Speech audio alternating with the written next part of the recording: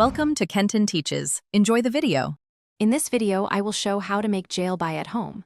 First, let's prepare the batter.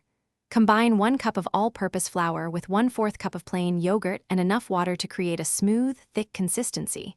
Ensure there are no lumps. This initial step is crucial for the jalebi's texture.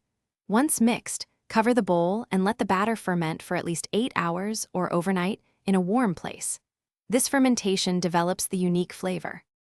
While your batter ferments, let's prepare the sugar syrup. In a saucepan, combine 2 cups of sugar with 1 cup of water.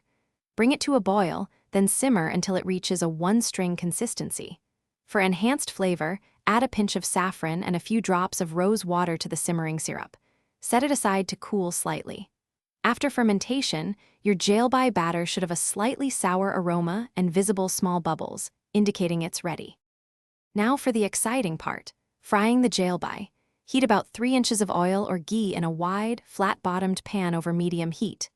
Once hot, carefully pipe the fermented batter into the oil in a continuous spiral motion, starting from the center outwards. Fry the jalebi until they are golden brown and wonderfully crisp on both sides. Immediately after frying, transfer the hot jalebi directly into the warm sugar syrup, ensuring they are fully submerged to absorb the sweetness. Let the jalebi soak in the warm syrup for about 30 seconds to 1 minute, allowing them to fully absorb the sweet flavors. Once soaked, remove them and arrange them on a serving plate. Jalebi are best enjoyed warm, either on their own or paired with a creamy rabri for an extra special treat. They offer a delightful crunch and a burst of sweetness with every bite. For more great tips and deals, including a link to the new Kindle Paperwhite, check the description below this video. Thanks for watching. Please subscribe if this video was helpful.